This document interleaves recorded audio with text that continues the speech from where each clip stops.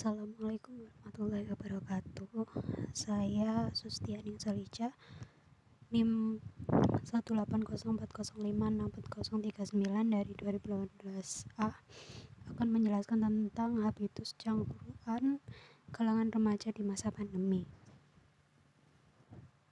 Latar belakang: pada saat ini Indonesia sedang dilanda musibah besar, yakni dengan munculnya wabah atau virus yang menyerang manusia di seluruh dunia yang dikenal dengan COVID-19, yang dimana wabah atau virus ini menyerang siapa saja, sehingga menyebabkan negara kita Indonesia juga harus sangat waspada dan menetapkan untuk melakukan kegiatan di rumah saja, serta harus social distancing maupun physical distancing untuk menjaga agar memperlambat penyebaran COVID-19 ini. Berbicara tentang cangkruan, pada masa pandemi ini mahasiswa juga harus mengikuti protokol kesehatan yang sudah ditentukan oleh pemerintah. Dan cangkruan juga bukan hanya sekedar warung kopi ataupun kopinya, namun yang bisa dinikmati adalah interaksi dan gaya.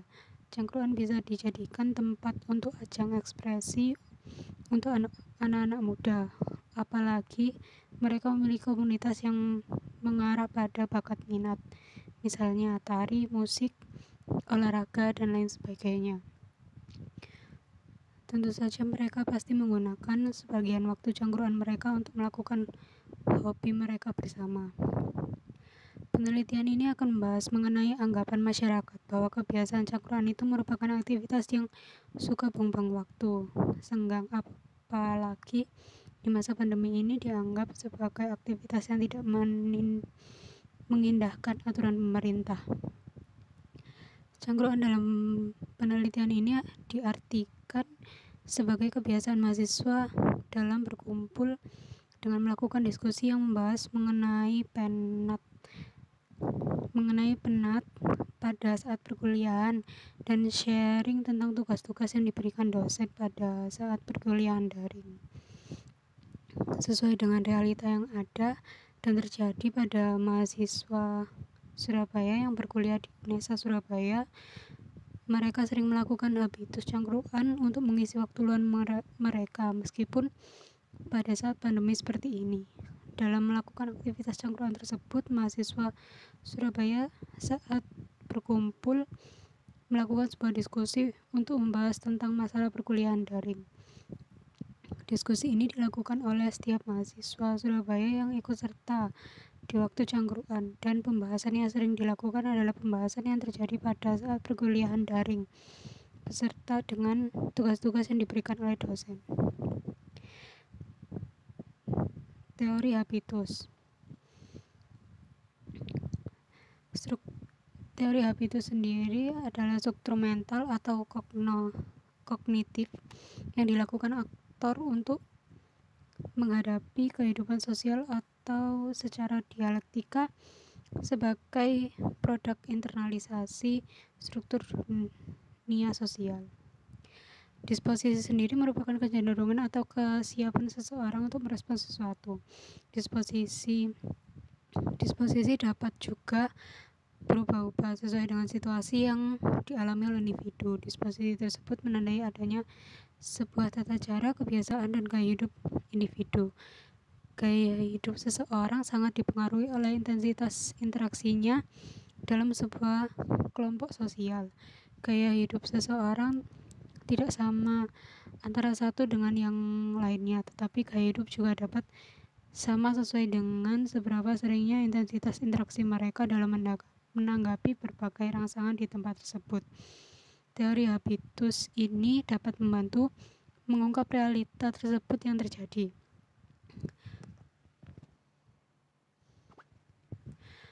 Bourdieu mengembangkan konsep arena untuk memahami sebuah situasi atau konteks tanpa kembali jatuh ke dalam determinasi antara objektif, sehingga timbul analisis yang tidak akan bertindak pada sebuah ruang hampa, dan dengan habitus menciptakan bentuk modal sebagai relasi sosial yang terdapat di dalam suatu sistem pertukaran baik material maupun simbolik tanpa adanya perbedaan. Metode penelitian.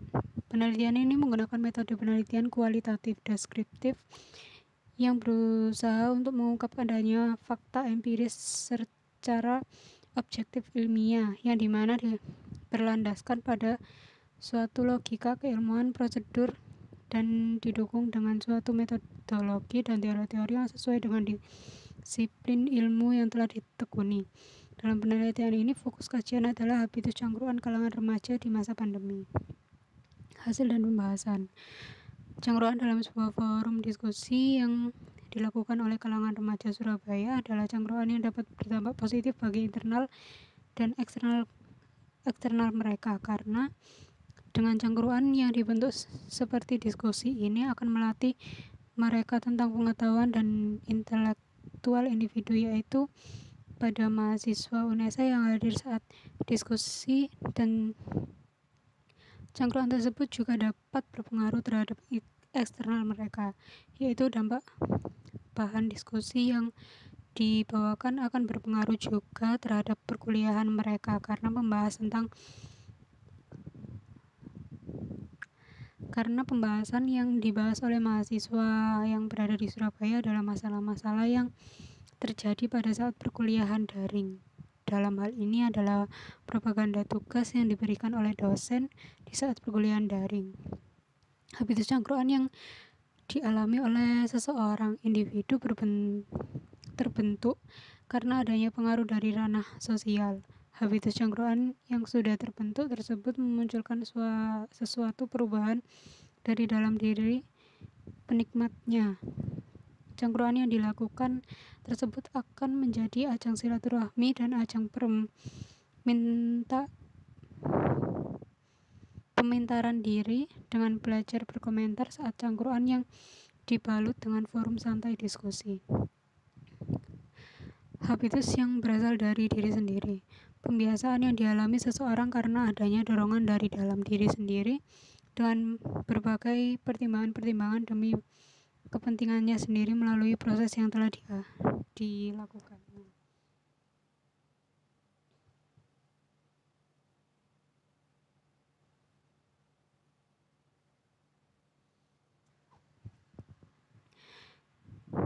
Ia melalui sebuah proses berpikir dalam menentukan pilihannya untuk dapat mempertahankan kegiatan cangkruan. Kesadaran dan pilihan yang dilakukan yakni dengan memilih kegiatan cangkruan sebagai kegiatan yang sudah biasa dilakukannya, membuat cangkruan berubah menjadi sebuah habitus. Habitus cangkruan yang dilakukan adalah kebiasaan cangkruan yang dilakukannya sejak dulu ketika dia berada di kampung halamannya.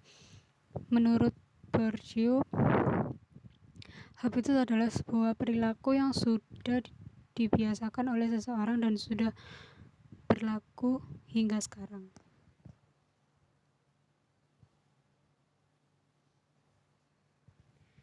Yang kedua, rasa suka terhadap cangkruan tertular secara terus-menerus kepada orang lain, sehingga dapat diikuti dan dipahami serta dapat menimbulkan sebuah kebiasaan yang berasal dari dalam pikiran subjek, yang memutuskan secara tidak sadar untuk menggunakan kegiatan cangkruan sebagai sebuah eksistensi hingga membentuk kebiasaan dan gaya hidup. Teman dalam lingkungan sosial pergaulan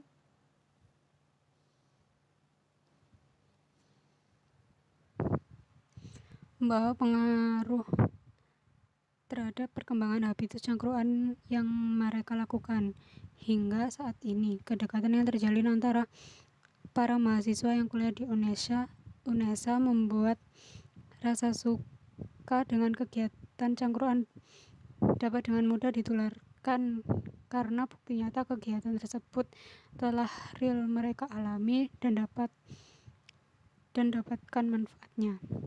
Yang ketiga, habitus aktualisasi. Habitus cangkruan yang terjadi didasarkan pada sebuah keinginan untuk dapat menunjukkan sesuatu dalam diri subjek. Habitus dilihat sebagai suatu pandangan tentang dunia, yaitu interaksinya dengan dunia sosialnya. Bourdieu juga mengonsepkan habitus sebagai sebuah motivasi, selera sebagai luapan dari emosi dan perasaan yang dialami oleh seseorang. Sudut pandang yang berbeda-beda tersebut juga sebuah pertimbangan-pertimbangan melalui sebuah proses berpikir hingga dapat membentuk suatu habitus, sama halnya dengan habitus cangkruan. Subjek dalam penelitian ini melakukan kegiatan cangkruan tersebut didasarkan pada sebuah alasan, dan interaksi sosial menjadi dasar alasan tersebut dan kemudian berkembang membentuk sebuah gaya hidup. Kegiatan cangkruan yang dilakukan oleh kalangan remaja di Surabaya adalah kegiatan yang cukup menghibur dan memanfaatkan waktu luang yang ada. Dengan adanya diskusi akan membuat dirinya mendapatkan ilmu yang bermanfaat bagi dirinya. Pandangan bahwa cangkruan itu sangat berguna bagi kalangan remaja dan mahasiswa, yang memang cangkruan yang dia berikan adalah cangkruan yang berkualitas, yang berbalut dengan diskusi, ingin selalu melakukan cangkruan ini di mana dia ada waktu dan ada kesempatan.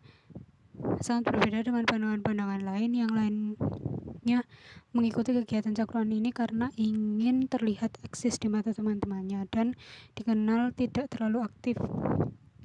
Dan di cangkruan tersebut hanya ingin berpartisipasi ketika memang ada saat kegiatan cangkruan itu ada pembahasan yang sangat menarik untuk dibahas. Cangkruan yang dilakukan para kalangan remaja di Surabaya berbeda dengan cangkruan yang lainnya. Cangkruan yang dilakukan biasanya hanya sekedar ngobrol dan bahas hal yang tidak terlalu penting, tetapi berbeda dengan kegiatan cangkruan yang dilakukan oleh kalangan remaja yang terkhusus berkuliah di UNESA, yaitu cangkruan yang dikemas dengan diskusi dan dengan mengenai pembahasan yang memang layak untuk diperbincangkan. Sesuai dengan penelitian ini, yaitu wacana yang dibahas adalah mengenai perkuliahan daring pada saat pandemi dan tugas yang telah diberikan oleh dosen. Kesimpulan, cangkruan yang dilakukan oleh kalangan remaja di Surabaya adalah cangkruan solidaritas mekanis, yaitu lebih mengedepankan persaudaraan. Jadi cangkruan yang dilakukan oleh kalangan remaja yang berkuliah di UNESA Surabaya didasarkan silaturahmi dan agar dapat saling melindungi antara mahasiswa yang satu dengan mahasiswa yang lainnya. Karena mahasiswa yang ada di Surabaya tidak hanya berasal dari Surabaya saja dan jauh dengan keluarga, maka dari itu perlu adanya kedekatan antara mahasiswa daerah lain agar solidaritas persaudaraannya tetap terjaga. Cangkruan yang dilakukan oleh kalangan remaja Surabaya adalah cangkruan yang termasuk dalam cangkruan kelas menengah. Ketika kalangan remaja masih berada di daerah, kelas cangkruan mereka kelas bawah, tetapi memasuki ranah perkuliahan dan berada di kota Surabaya, kelas cangkruan mereka berbeda. Cangkruan yang mereka lakukan adalah cangkruan kelas menengah. Dalam cangkruan ini, mahasiswa melakukan cangkruan dengan forum diskusi yang nantinya akan bermanfaat bagi internal dan eksternalnya. Dari temuan dan analisis di atas dapat dilihat bahwa mahasiswa UNESA yang melakukan cangkruan adalah mahasiswa yang memang aktif dalam wadah organisasi eksternal kampus. Sekian dan terima kasih.